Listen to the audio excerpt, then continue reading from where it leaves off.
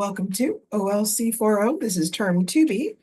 We are on class 9, and today we're going to be working on assignment 12 and also continuing our look at prepositions. This is Jillian Percy, and it is April 29th, 2025. Here are all the ways to contact us. If you want to talk to the studio, 1-800-465-7144. If you do that, remember that we are on air and that will be broadcast over the radio. If you want to talk to me in the office, 1-800-667-3703, extension 2211. Remember that the office proper closes at 4:30. So after that, you can try to leave a message. I am here for a little while, but I don't know if it always goes through. You can always reach me through email. I have got two, jillian.percy@nnec.on.ca and jillian.percy@nnecschools.org.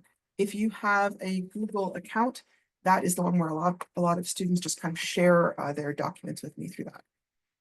I also have Facebook. My name there is G Percy Wassa. That's G with a capital G, capital P, E-R-C-Y, space, capital W, A-H-S-A. If you message me that way, be sure to put in a friend request and write me a little message telling me what your full name is, what course you are registered in, and what assignment you are asking for help with, so that I kind of have time to prep ahead of time so I know what we're talking about before I get on there. There are two different YouTube channels that you can watch classes on. There is the Wassa Distance Education YouTube channel. This is the school one. It has all the courses that have been taught this year. However, it's not going to have the course that I'm currently teaching right now. It'll have the version that I taught in September. Now, they are 99.9% the same. There might be a few small little differences. Over here on my teacher channel, you will have both versions. There's the version that I taught in September, October, and then the version that I'm teaching right now. Like I said, it makes very little difference, but just in case you get started following one, sometimes there's a slide or two that gets kind of pushed over to the other day if I run out of time. But either one has more or less the same content. All right, my most commonly asked question is, how do I hand in work? Generally, one way or the other, we send it to the email called studentwork@nnec.on.ca. When you do this, the secretary can log that you submitted the work. And also, if another teacher teaches the course, like for whatever reason, then they can also access it. Whether if it only went to my email, nobody else can access it but me. On your actual physical assignments, please make sure that you always write or type your full name, the course name, the assignment number, and the name. If an assignment asks for both a rough and a good draft, please label them right at the top of the page so I know. You can include them both in the same email. You can also send me the rough and ask for feedback before you send the good copy. The one thing is make sure it's labeled so I know that's what I'm looking at, because they do get marked differently. And if I know you're planning to use my feedback to help, I kind of want to be aware of that.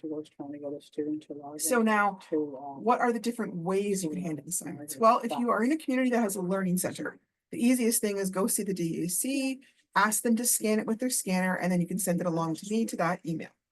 You can also fax it at 1-800-463-7852. That's in Ontario. Or Canada-wide, 1-877-990-2023. That's the rest of Canada.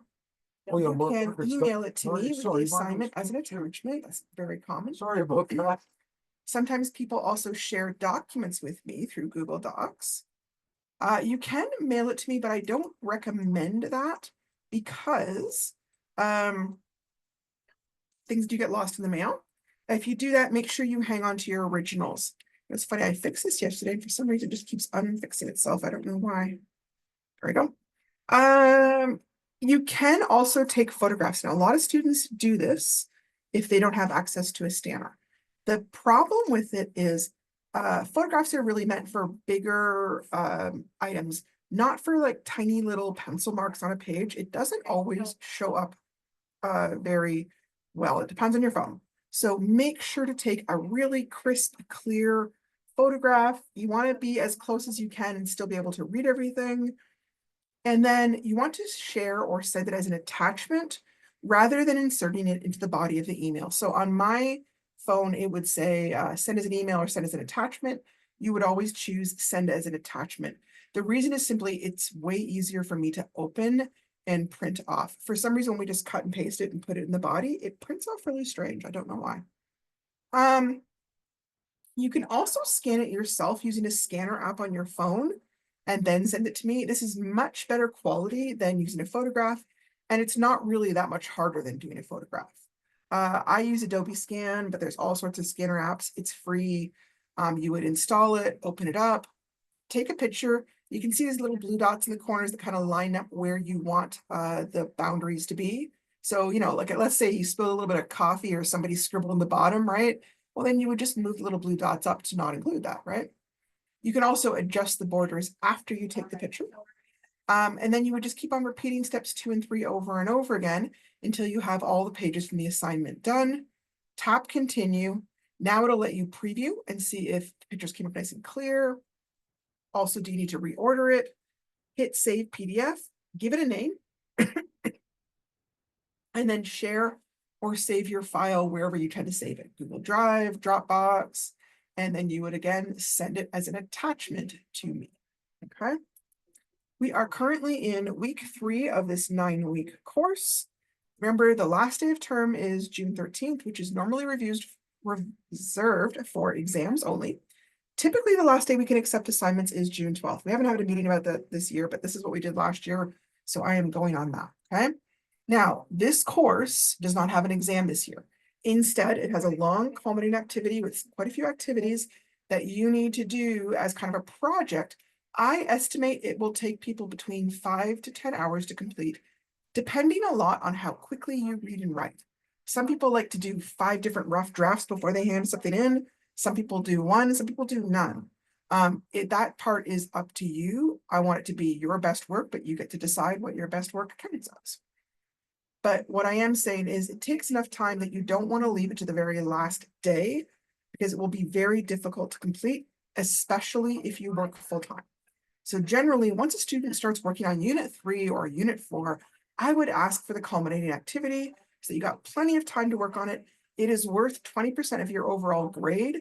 So if you got perfect on it, which I won't say that happens a lot, but people get pretty close. People do get A's and B's on that. That can raise your marks almost 2 grades, like say from a D to a B. So you don't want to skip this part. If you're a potential grad for June, I strongly recommend completing all your assignments by May 30th so that I have time to do your marking and write up a report card, and we can make all the arrangements that we do for grad.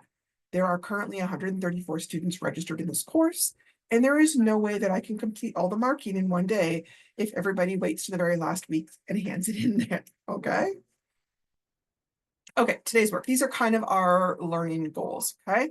We are going to understand and identify prepositions and prepositional phrases, understand and apply the first writing process stage, which is pre-planning, plan out the information for the 5 W's plus H for a news story, understand how to create an interesting headline for our story, locate images that illustrate the concept of a news story, introduction to using quotation marks in our writing, create the first draft of a news story, and think about audience, tone, and point of view while writing our news story, and then review the inverted triangle format of a news story compared to a summary.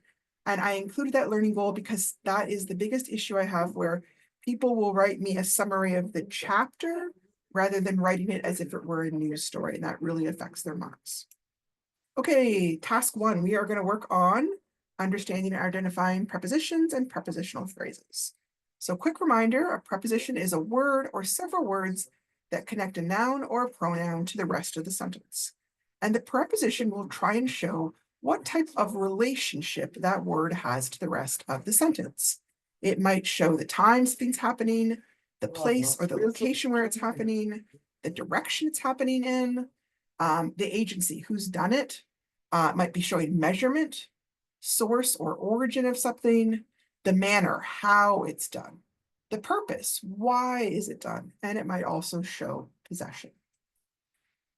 Okay, so there are prepositions that explain cause and effect, and these are sometimes considered one type of preposition of manner. They explain your reasons, they justify your actions.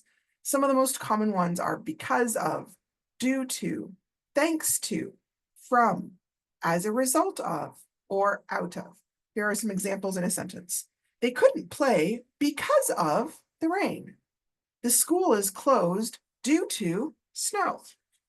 We won the game thanks to her excellent performance. Many people suffer from allergies. He failed as a result of not studying. He managed to succeed out of sheer determination. So these ones are indicating, as I said, a cause and reflect relationship, illustrating why something has occurred, or giving a reason for someone's actions. Other prepositions of manner will be explaining how something is done. Some really common words that are used for that are things like by, on, like, in, with, or through. So here are some more examples of those. He passed the test by cheating. The old man cried like a baby. He spoke in a sad and dejected voice. He achieved his goals through persistence. He screamed in fury. He built the house of cards with care. Now, a lot of these you can see, they're kind of explaining how an action was done, similar to the way that adverbs would also do so, but we're using prepositions to explain it.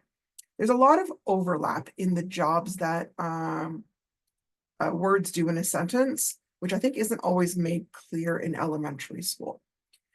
Prepositions of direction. Now, these are very similar, or some of them are even the same as prepositions of location and place.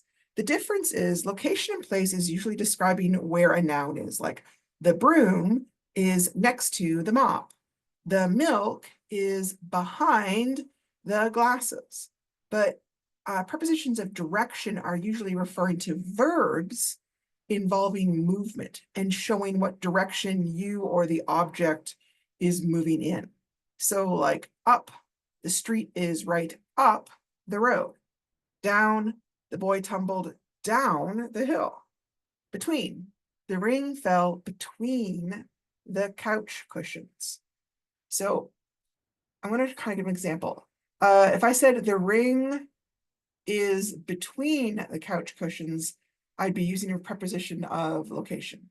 Because I'm talking about how it fell, it's direction. Now, does this matter in the big scheme of things? No, not really. I just kind of want you to be aware of prepositions because I do find they are one of the aspects of English language that can be a little bit tricky. Okay, so this is not all the prepositions of direction by any means. This is just a few examples.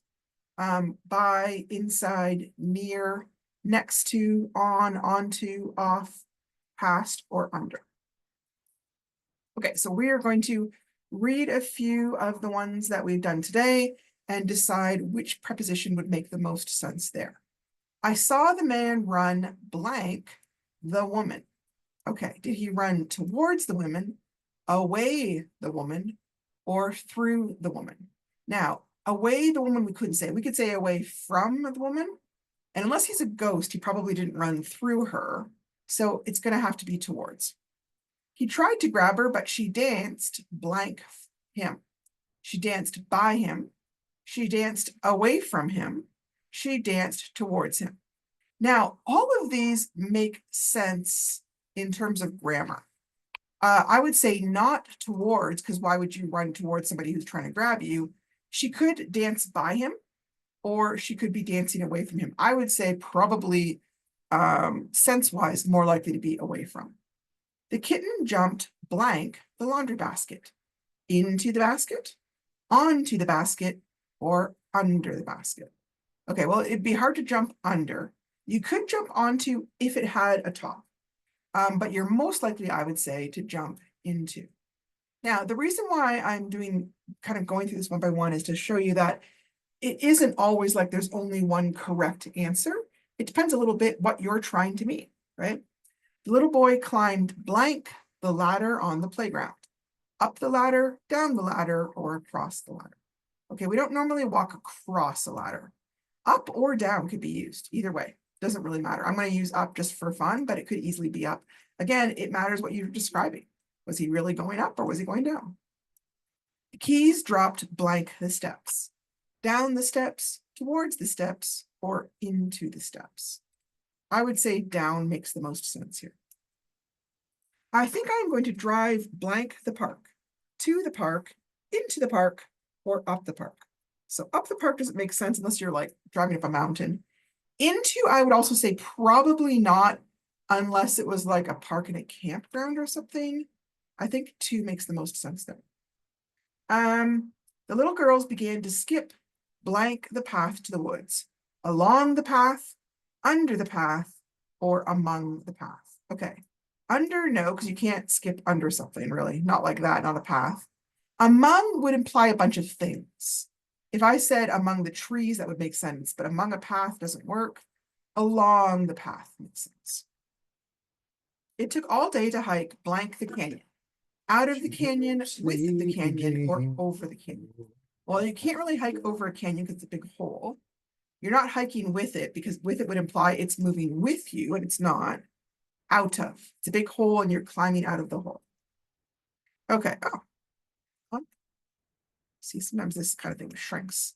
Now, the big thing with prepositions and why I think they're so tricky is sometimes they are idiomatic. In other words, they don't necessarily follow their exact literal meaning, but they've become a phrase or a saying that people use and everyone just kind of knows what they actually mean.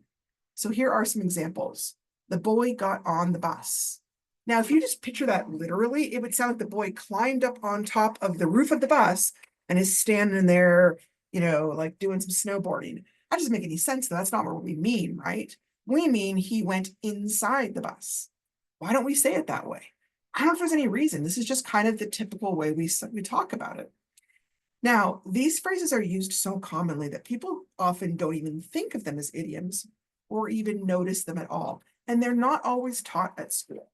But if the phrase is used incorrectly, what I will find is people will notice it and think it's a bit odd. Or if it's a really huge difference, they may even have trouble understanding what the person means. So this is, again, one area where I do find there's a little bit of confusion. So some examples, the sales clerk waited on a customer. Now, they don't mean that they're standing on there. They mean they're helping them, right? In the end, I decided to go to college after all. In the end, that usually implies to me like there was a big discussion or a thought process, and their final decision was to go to college. The office staff agreed on a theme for the party. Now, I'm not sure how you can agree on something, like it sounds odd, but it's like everybody agreed together, okay? She was going to the mall to hang out with friends. That's another idiomatic phrase. We know it just means, you know, not necessarily doing anything special. They're just kind of lazing around, right? He got on the plane. Okay, same thing. It doesn't mean he climbed on the roof. It just means he's inside it. The nurse felt that my feelings were beside the point. And what does that mean? It means essentially it doesn't matter, right? Like, maybe I don't want to have the shot, but that doesn't matter. You need the shot, so you're going to have it. She made the cake from scratch. Okay, from scratch sounds like scratch is a thing that you make cakes with, but it really is just a way of saying homemade, right? I didn't buy a box mix. I made it from homemade. Okay. These are one area where you have to be a little bit careful with English because sometimes it doesn't work the way it sounds like it should. If you are looking at an idiom that you're using either in your writing or maybe it's in your reading and you're not 100% sure that you're using it right or that it makes sense, you can sometimes check it in a regular dictionary. It depends. Other times there are other dictionaries. There's one called the Free Dictionary online. And if you look up prepositions, it will give you some idioms that start with prepositions and it will explain what they mean and give you an example sentence. So there's a whole little list of idioms that start with for. For certain, that means it's sure, positive. Is Desmond coming to the party tomorrow for certain? For example, we're using that as an example. English isn't the only international language. For example, French is the national language of many different countries. Now, if you're used to this phraseology, you don't even have to think about it. But again, if you're an English language learner, sometimes that may not make sense. So I couldn't possibly include all the idioms here, but I just want you to be aware that that can be a thing and check those out, right? All right, so moving on. What we're going to be talking about today in general is the writing process, which is a key goal for this course, how to use the writing process. We're going to start with working on our pre-planning, and then we're going to do some creating a rough draft. Probably won't get to revising till tomorrow, but that whole writing process that we talked about yesterday, right? I just kind of want to do a quick review. Planning things, drafting, revising, then we've got editing and publishing. And the reason we talk about this is because we're trying to help students understand that even people who write for a living, newspaper columnists, teachers, novelists, songwriters, they don't write it perfectly the very first time. They will spend several sessions revising, rewriting, creating different versions until it's the best version it can be. Now, obviously, if you're only being asked to write a paragraph, it may not need a whole lot of revisions. But if you're having to write, say, a 2-page essay, you might need to do a little more writing. You also want to look at the marks for that, okay? So planning stage, we are going to be creating a news article. Remember how yesterday we were reading a news article? One of the reasons for that was to kind of get you used to the format. Today, we're going to be writing a news article. Okay.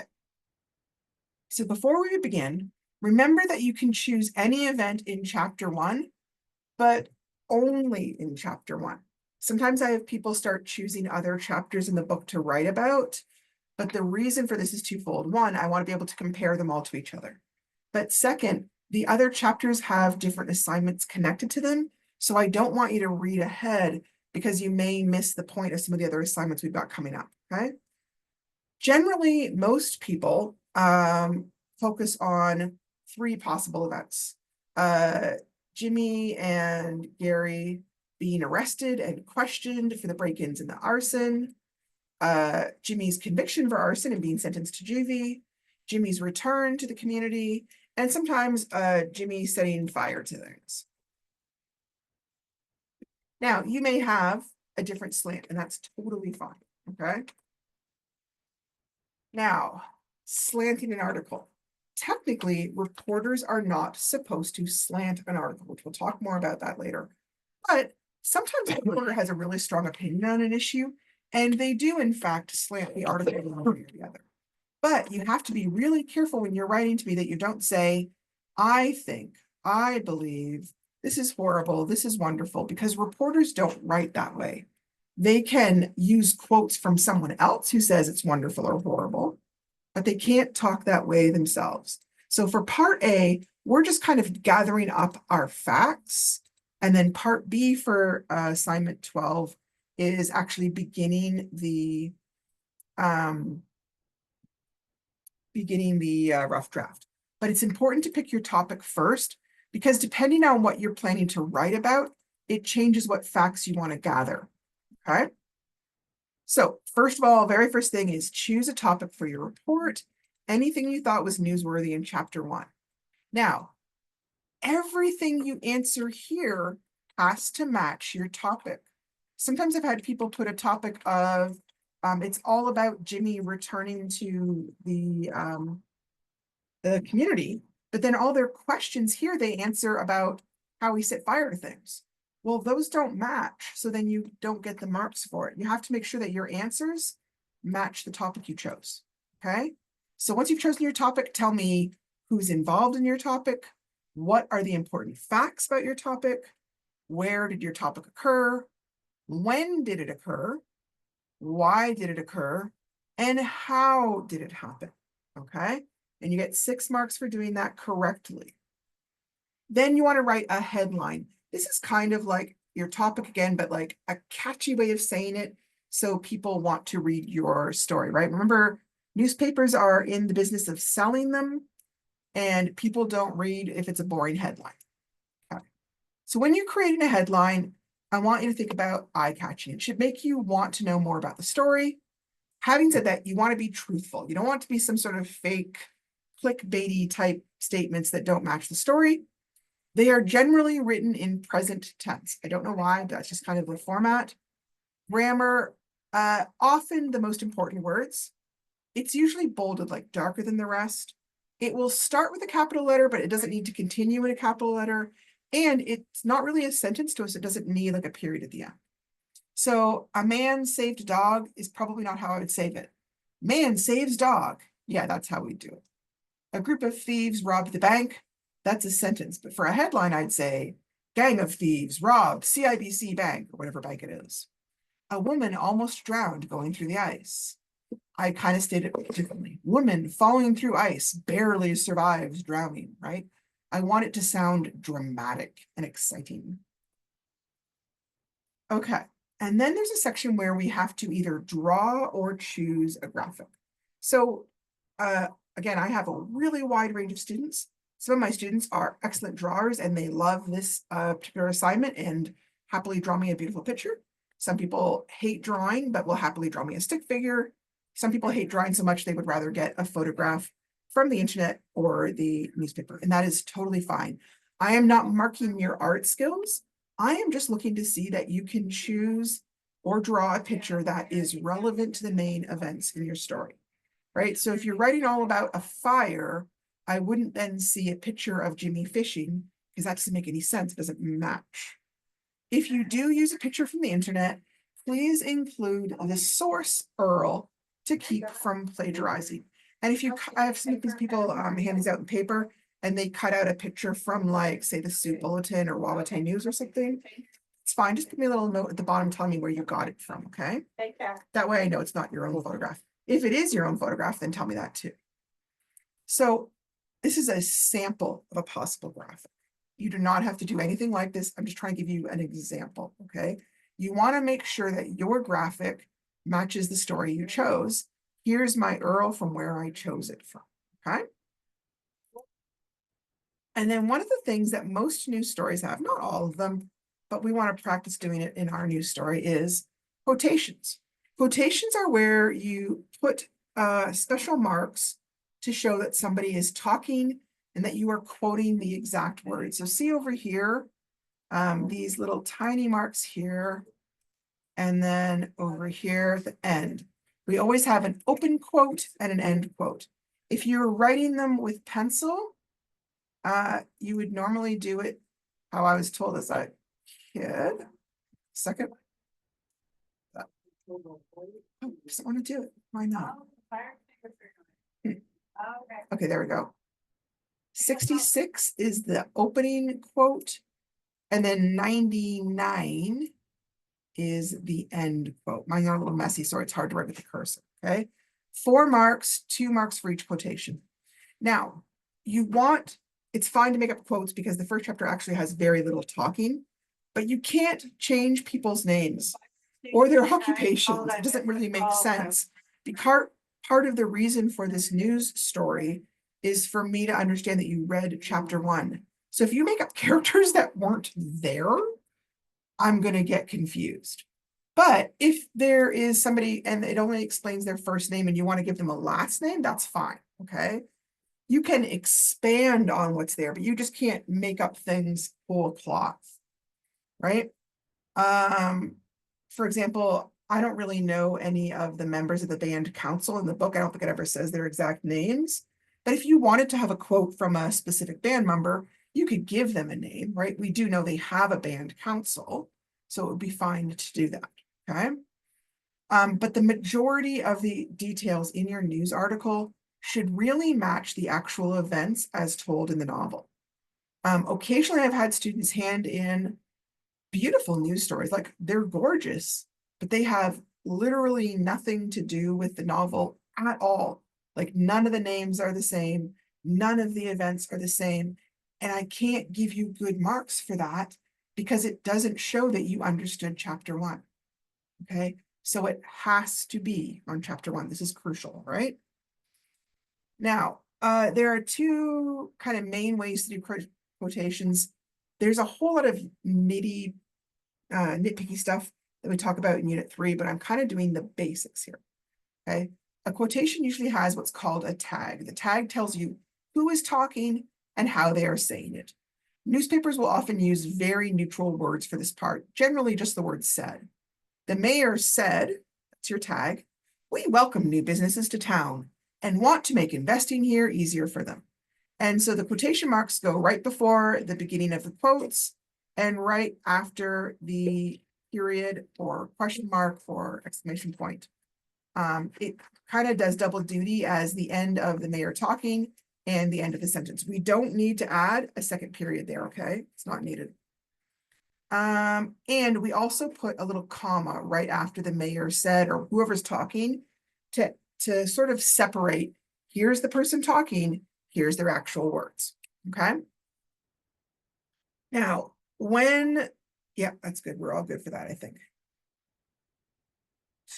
Now, if the tag comes after the words, it's a little bit differently. So here's an example. Quote, "I'm obviously disappointed in the outcome, but hope they find what they're looking for with an OPP contract," end quote, said Windsor Mayor Drew Dilkins, who chairs the police board. This is from a while ago. So here, I still have the exact words. I still have quotation marks in front and after, and then I have my tag, okay? But I don't usually put a period inside the quotation marks when the quote comes first. If it is a period, we just put a comma instead so that it doesn't look like two separate sentences. Now, if it is a question mark or an exclamation point, we would leave it in because usually that doesn't seem to be confusing to people. And then we do put a period at the end, just like we would for a normal sentence, okay? That is like the very basics of quotation marks. Now, generally, if you have more than one person talking, you start a new paragraph every time a new person talks.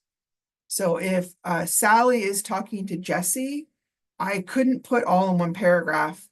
Sally said, "Hey, you want to go to the movies with me?"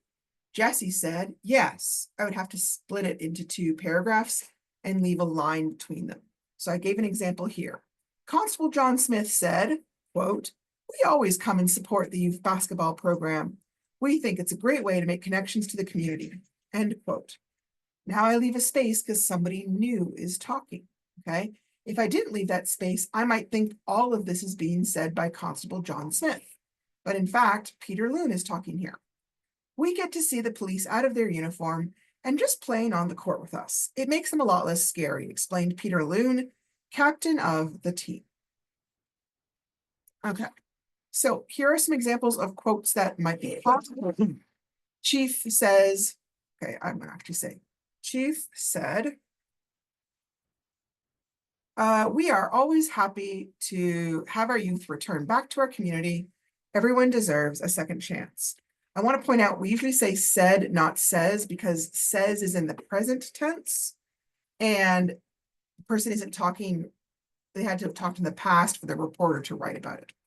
And the probation officer said, comma, 18 months is a long time for a youth to spend in juvenile detention. Sometimes teenagers just need time to develop some maturity and learn how to handle things in a different way. I have every confidence that this client will make the most of this opportunity." Okay, now it might be negative quotes. Maybe people are sounding unhappy about it.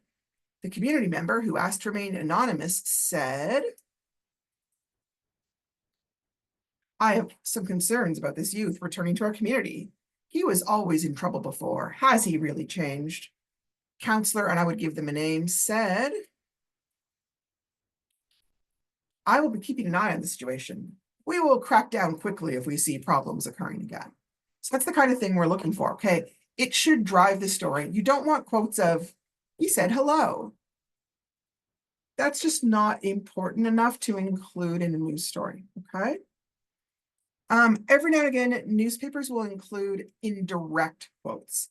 That's where they're not quoting the exact words. Maybe the person said a whole bunch of stuff and they just kind of shorten it or summarize it in an indirect quote. And when they do that, they usually introduce it with the word "that." Like, the hospital reported that the patient had only minor injuries and is doing fine. I don't need you to use quotation marks because I'm not using his exact words. The police have informed us that the suspect they are looking for is a white male, early 20s, long brown hair with a tattoo of a spider on his neck. The festival organizers were pleased to announce that the fundraiser generated $250,000 to donate to the town's MRI fund. So that is kind of standing in the place of the quotation marks to indicate that all the words after that are a paraphrase of what they said, okay? Once you finish that, you can hand it in, and then you're going to start part B, which is turning all our little notes into an actual rough copy, okay? So this part is worth 10 marks. It's going to be about 1 page in length. You don't want this to be too short, okay? The big thing is focus on getting your story down on paper using the inverted pyramid structure that we talked about yesterday, and ensure that all the elements are present, that there's a headline, there's a date, you've got your lead sentence, there's quotes, there's a graphic, okay? Remember that the inverted paragraph format means that the entire story is summarized in detail in the very first paragraph, which we call the lead paragraph. And then in the next section, we have important details, which might be a couple paragraphs. And then at the very bottom, would you have the very least important details, things that if they got cut, it wouldn't really affect your ability to understand the story. And there is a checklist. I've put the word before here, but I think I've actually got it later on. Use that checklist to make sure that you've done all those things, okay? And then send this to me, okay? Assignment 13 does a bunch of revisions, but you want to make sure that I have seen this, because sometimes you may have made some really major errors. And I might say, hey, heads up, there's a problem with this.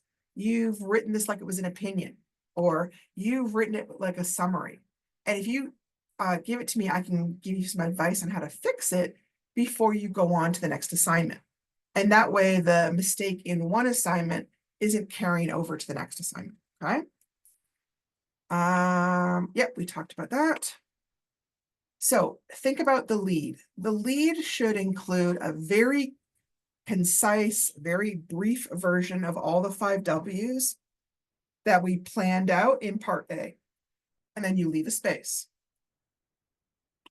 And then you think about, what do I want to expand on? What are a spot where I think there's some important details that people will want to know more about? This might be a spot where I want to add a quote, okay? Now, these kind of paragraphs are not as long as a typical paragraph, especially online today. I would say 2 to 3 sentences. It's possible to have 4 or 5, but you don't want to have it too long because it's hard on the eyes to read it. This is a little bit different than our normal paragraphs, which we do want a little bit longer. But remember to leave a line between each paragraph, okay? And then at the very end is less important details. Things that might be nice to know, but you would still understand everything that happened if you didn't include it, okay? All right, yep. So go through and think about, is your rough draft in complete sentences? Is it in paragraphs? Does it have all the relevant information? Is it long enough? Sometimes people will do a rough draft that's only half the page. Then you've just lost a whole chunk of marks. You don't want to do that. Make sure you've got the headline, make sure you've got the photo or the picture, should have a quotations, 2 quotations, have 2 quotations. I want to put that there here. 2 quotations. And you want to make sure it sounds like a news report, objective and not opinionated. This assignment altogether is worth, it's been like 26 or 27 marks. I think it's 26 now. So you really want to make sure it's got everything that is needed. Okay. This is how I mark it, okay? And I'm just kind of putting that right here because we're beginning to run out of time. If I don't get to everything today, I'll finish it tomorrow, because we also talk about assignment 13, which kind of continues the work we're doing. So when I'm marking it, I'm looking for, first of all, your knowledge. Does it show me that you understood the events that happened in that chapter? And does it show me that you understand the news article format? If you do it really well, you're looking at an A. If it shows very weak knowledge, then you're looking at an R. And then I'm looking at your thinking, or the way you Yeah, basically you're thinking, how did you select your facts? How did you organize it? What kind of interesting quotes did you select or make? What kind of graphics did you select? What kind of headline did you write? Those are all the kind of things where if it's really simple and basic, you might get very weak in marks. Or if it's really interesting and done well, you might get very strong marks. If you've left out a lot of those pieces, that's where you're going to fail, okay? Communication is where I'm looking at how you write, okay? Not what you write, but how you write. Are you using full sentences? Is there a variety of sentences? Have you used paragraphs? Is your grammar good? And then application. Application is, did you follow the news format effectively? Okay. Length of assignment. I hate that I have to put this in here, but I've had so many people try to hand me in like 2 or 3 sentences that I have had to put this in here, okay? If it is really short, you are going to lose a chunk of marks, and that is going to bring your marks down, so please do not do it, right? So we've got a little bit of time. I'm going to try and talk about a little bit more things to think about when you're writing your rough draft. First is, who is your audience, right? Like, where is this being published? Is this a smaller reserve? Is it a bigger reserve? Who's going to be reading the story? What would be important to them? Picture if someone in your community had gotten in trouble for setting a fire and was returning to the hometown. What would people be thinking about? Would older people have a different viewpoint than the younger people? Who's actually reading the paper in your town? What would they be wondering about? Would they be feeling happy, sad, angry, worried? Where do they live? What age are they? What gender are they? Is economic status an issue? What do they care about? Some of these things may not matter in this case, right? But I want you to be in the habit of thinking about these because they could matter in other news stories, right? Oh, sorry, going a little dry here. My apologies, quick sip of my coffee before I go dry. What would a reporter know or ask? Okay, this is important. Sometimes people will tell me stuff like, Jimmy was thinking, Jimmy decided. Okay, the reporter, it has no supernatural powers. He can't read Jimmy's mind. He doesn't know what Jimmy's thinking or what Jimmy is feeling. And for example, there's no reporter on the plane. So the reporter can't tell me what Frank and Jimmy said to each other because he's not there or she's not there. Unless one of them later on talked to the reporter, in which case you would phrase it that way, like, Frank said Jimmy was feeling blah, blah, blah, that kind of idea, right? Now, the reporter might have access to police reports, or he might have access to the original news stories from the fire. And he might have interviewed different people around the town, maybe the chief, the police, grandma, friends, principal. What would they say about people coming home? Would they all have the same opinion or different opinions? Remember, this goes back to making up the quotes, okay? Now, let's say you made quotes in part A, and now you're looking at it and going, I'm not happy with them. It's fine to change them. That's okay. You're not committed to using the quotes if you've suddenly realized, hey, I think I can have a better idea. Tone is a really important part of a news article, okay? They want to stay objective. They don't give their opinion. They don't express their feelings. They write formally, right? This isn't talking to a friend on Facebook. It shouldn't sound too casual. It's also kind of serious. They don't want to be silly, and they don't use short forms, slang, swearing, or emojis because there are too many people that it would offend who are reading it. And since we are pretending to be reporters while we do this, we want to make sure that we follow that, okay? So here's an example of an appropriate tone versus an inappropriate tone. Now, inappropriate for a news story, right? It's fine to talk this way if you're just talking to friends. So they're both talking about the same idea, which was the Tree of Hearts campaign. Our tradition of caring is continuing in Sioux Lookout this month with the Sioux Lookout Minoyawin Health Center Foundation's 25th Tree of Hearts campaign. Through the campaign, people are invited to illuminate a light in memory or in honor of someone special for $10 each. Proceeds will go to SMLHC Foundation in support of the MRI campaign. Lights are on sale now and will continue to be sold throughout the month of February. lights will be lit on February 14th, right? See how it's objective, it's factual, there's no opinions. Compare it to this. Ah, I was so happy to hear they're going to have the Tree of Hearts campaign back again at the hospital. It is my fave, LOL. So guys, this is a really good cause. Please come out and get a light to remember your loved ones. The money goes to help us get an MRI, which we totally need, right? Now, again, it's fine to talk to your friend that way, but a newspaper reporter can't write that way. So keep tone in mind. This is a huge one. The other thing is the idea of being objective. You want to report the facts in a fair and balanced way. They should not be discussing their feelings like, I don't want Jimmy to come home. That's considered subjective and inappropriate for a reporter, okay? They also should try not to let how they feel about the issue affect how they write the story. That's tricky. Sometimes even when they're trying, they might let their bias show through.